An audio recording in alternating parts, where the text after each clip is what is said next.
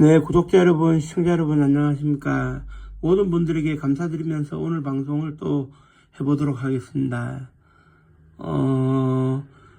제가 의사소통을 할 수 있는 수단이 많지 않기 때문에, 우연하게나마 지메일이 공개가 됐는데요. 지메일을 통해가지고 오늘 요청 영상이 하나 들어와서 설명을 드리겠습니다. 이북의 혹부리 김일성이 있지도 않은 김일성 장군을 사칭했다고 하지만 보천보 전투의 진실이 있는데 이걸 부정할 수는 없지 않습니까? 라는 요청이 들어와가지고 설명을 드리겠습니다. 현재 공식적으로 확인된 것은 김정일 그 아들이 흐뭇하게 생각하는 것은 사실입니다. 무슨 얘기냐면 김정일이가 살아있을 때 2002년도였어요. 우리나라의 국민의 정부 김대중 정부가 있을 때였는데요.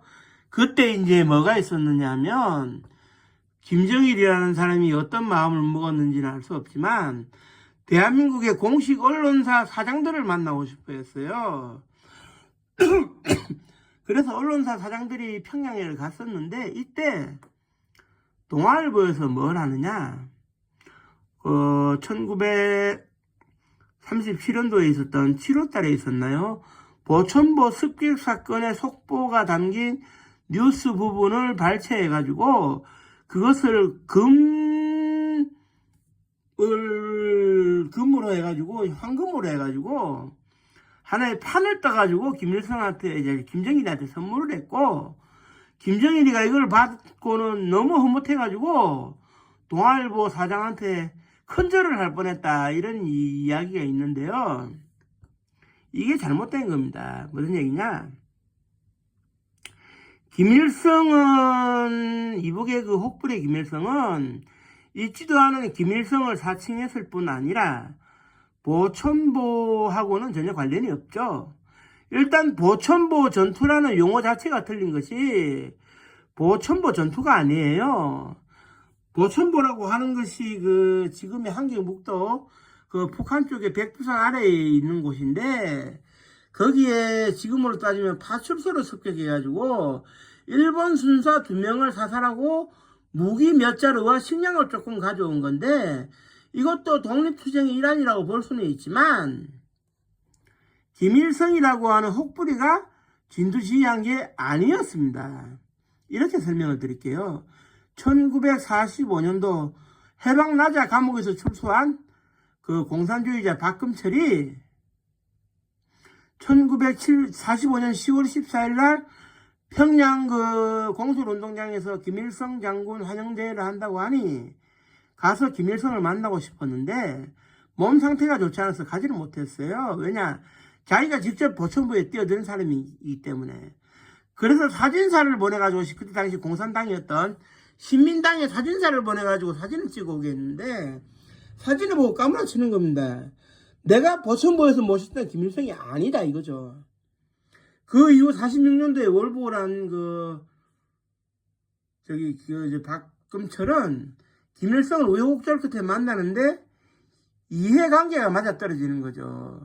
김일성 입장에서는 진짜 보천보의 멤버가 나와가지고 자기가 보천보를 주도한 거냐 거짓 증언을 해줄 사람이 필요했고 박금철은 그 거짓 증언을 해줌으로 해서 장관급의 고위직을 얻을 수 있다. 출세를 할 수 있다.